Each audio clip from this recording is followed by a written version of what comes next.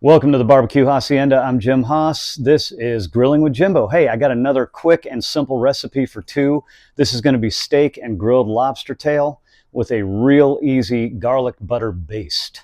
So, yeah, here we go. I'm not going to spend too much time on the steak technique as I do have several different recipes for grilling steak on this channel already. I can tell you this, I'm using a very simple salt, pepper, garlic blend from our friends over at Casks and Q, and I am no longer using binders on beef. Season generously, let it set up for 10 or 15 minutes, flip the steak over, do the same thing on the other side. And time permitting, set the steaks back in the fridge for at least a few hours and let those seasonings really soak in. Time to prepare our garlic butter baste. In a foil pan, add a stick and a half of butter, add 2 minced garlic cloves, squeeze 2 lemons into the mix, add 2 teaspoons of finely chopped chives and 2 teaspoons of finely chopped parsley, and a pinch of salt and pepper. Set that to the side for now while we prep our lobster tails. A 4 to 5 ounce lobster tail is going to work great for this recipe. With cooking shears, start at the open portion of the tail and cut all the way down the center. Carefully remove the first section of shell so that the meat will slightly hang over the end of the tail. Gently pry open the remaining pieces of shell, being careful not to break them off until you get all the way down to the end of the tail. Using your finger, start to carefully separate the meat from the tail shell. You want to separate all the meat from the sides and the bottom, while keeping the very end of the meat attached to the bottom of the tail portion. Take your time with this part of the process. Patience is key. You might see some remnants left over in the lobster's digestive tract. This can be easily cleaned out either with a paper towel or gently rinsing it out under a faucet.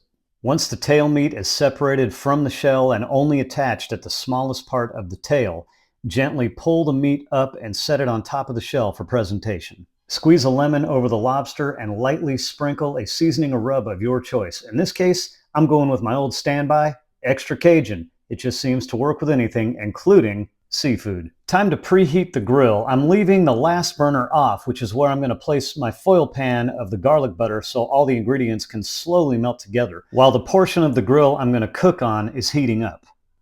I'm going to cook my steaks on high heat. Steaks this thick, I'm going to do about 4 minutes per side, halfway through giving it a nice crosshatch. This is going to give me a nice medium rare finish. Pull the steaks, cover them with foil, and let them rest while we cook the lobster. For this, I'm going to turn the flame down to about a medium setting. Figure it's going to require about 1.5 to 2 minutes of cook time per ounce on these lobster tails. I've also decided to cut up and grill some zucchini as a side. Place the lobster tails on the grill, meat side up. Every couple of minutes, drizzle some of the garlic butter baste over the tails. Don't brush it on as you don't want to lose any of the seasoning. Don't forget to flip the zucchini. That won't take long to cook up. And keep drizzling that baste over the lobster every couple of minutes. After the first few minutes, start doing temperature checks, preferably with a quick read digital thermometer. You want to pull the lobster tails off the grill when you hit 140 degrees Fahrenheit internal temp. Lobster can be tricky and can get very rubbery when overdone.